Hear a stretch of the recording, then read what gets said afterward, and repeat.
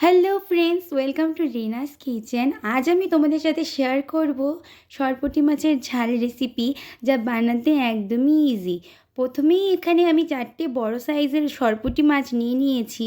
মাছগুলো ধুয়ে কেটে বেছে নিয়েছি, আর ওপর দিয়ে দিয়ে দিচ্ছি সামান্য পরিমাণে লবণ আর হলুদ। হলুদ আর লবণ দিয়ে ভালো মতো মাখিয়ে নিচ্ছি। মাখিয়ে নেওয়ার পর আমি কড়াইয়ে পরিমাণ মতো তেল দিয়ে নিয়েছি।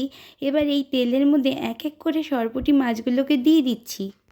এইবার মাছগুলোকে এপিট ওপিট উল্টে পাল্টে দিয়ে লাল লাল করে ভেজে নিব।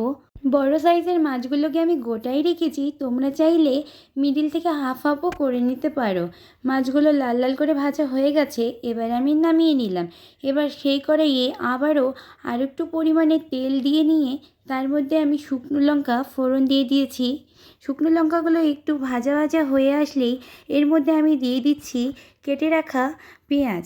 পেঁয়াজ আমি এখানে মিডিয়াম সাইজের একটা নিয়েছিলাম, আর এখানে আমি পেঁয়াজগুলোকে একটু ছাড়িয়ে নিয়ে ভেজে নিচ্ছি। পেঁয়াজগুলো সামান্য লাল লাল ভাজা হয়ে আসলে এর মধ্যে আমি কাঁচা লঙ্কা বাটা, আদা বাটা, রসুন বাটা, পেঁয়াজ বাটা, টমেটো বাটা দিয়ে দিচ্ছি। পরিমাণ মতো হলুদ গুঁড়ো, শুকনো লঙ্কা গুঁড়ো আর পরিমাণ মতো নুন দিয়ে আমি মশলাগুলোকে ভালো করে কষিয়ে নিচ্ছি।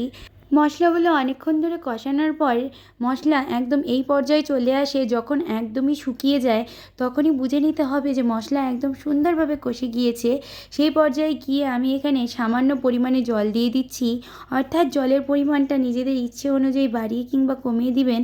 আমি এখানে কমিয়ে রেখেছি, যেহেতু এটা আমি গ্রেভি করব, ঝোল নয়। এই পর্যায়ে গ্রেভি ফুটে আসলে এর মধ্যে আমি ভেজে রাখা সরপুঁটি মাছগুলো দিয়ে দিচ্ছি এক এক করে।